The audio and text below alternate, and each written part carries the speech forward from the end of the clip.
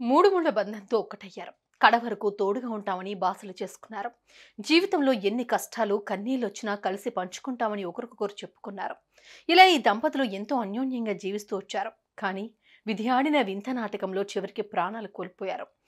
తాజాగా కర్ణాటకలో చోటు చేసుకున్న ఈ విషాద ఘటన ఇప్పుడు స్థానికుల్ని కంటతడి పెట్టిస్తోంది. ఇందుకు ఈ భార్యాభర్తలు ఎలా చనిపోయారు? వీరి మరణానికి అసలు కారణమేంటి తెలుసుకుందాం.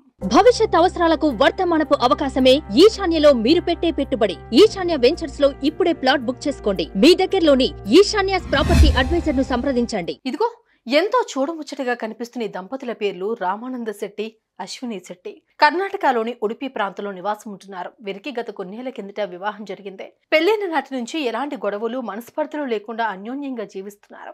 ఇక కొన్నాళ్ళకి ఇద్దరు పిల్లలకు జన్మనిచ్చారు. ఇక పుట్టిన పిల్లలను చూసుకుంటూ ఈ దంపతులు సంతోషంగా కాపురాన్ని కొనసాగిస్తూ ఉన్నారు.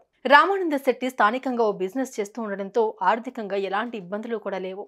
అలా వీరి దాంపత్య జీవితం సాఫీగా సాగుతూ వస్తోంది.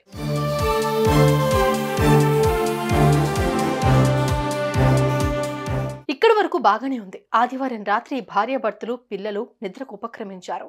సోమవారం తెల్లవారుజామున వీరి ఇంట్లో ఉన్న ఏసీ నుంచి సడన్ గా మంటలొచ్చాయి. దీంతో ఇల్లంతా షార్ట్ సర్క్యూట్ జరగడంతో మంటలు మరింత ఎక్కువయ్యాయి.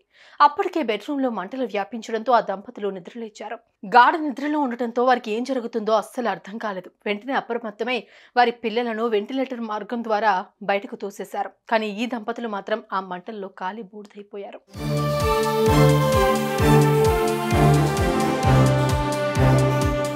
స్థానికులు వెంటనే స్పందించి పోలీసులకు సమాచారం అందించారు. హుటాహుటిన ఘటనా స్థలానికి చేరుకున్న ఫైర్ సిబ్బంది మంటలను పూర్తిగా ఆర్పివేశారు. కానీ అప్పటికే రామానంద ప్రాణాలు కోల్పోగా అశ్విని శెట్టి తీవ్రంగా గాయపడింది.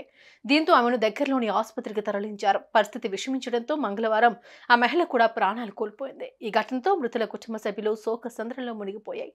అనంతరం ఈ ఘటనపై కేసు నమోదు చేసుకున్న పోలీసులు దర్యాప్తు చేస్తున్నారు. మంటల్లో కాలి తల్లిదండ్రులు మరణించడంతో వారి పిల్లలు గుండెలు పగిలేలా ఏడుస్తున్నారు. అయితే వారి ఇంట్లో ఏసీ సరిగ్గా పనిచేయని కారణంగానే ఈ ప్రమాదం జరిగి ఉండవచ్చని కుటుంబ సభ్యులు స్థానికులు అనుమానం వ్యక్తం చేస్తున్నారు. ఇదే ఘటన స్థానికంగా తీవ్ర విషాదాన్ని నింపింది.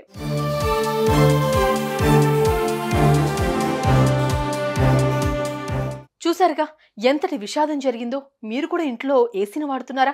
అయితే అది పనిచేయడం లేదు కదా అని నిర్లక్ష్యంతో అలాగే వదిలేస్తారో ఇదిగో ఇలాంటి ప్రమాదం జరిగే అవకాశం ఉంటుంది. తస్మాత్ జాగ్రత్త. సుమన్ టీవీలో మీ పర్సనల్ అండ్ బిజినెస్ ప్రమోషన్స్ కోసం కింది నెంబర్ కి కాంటాక్ట్ చేయండి.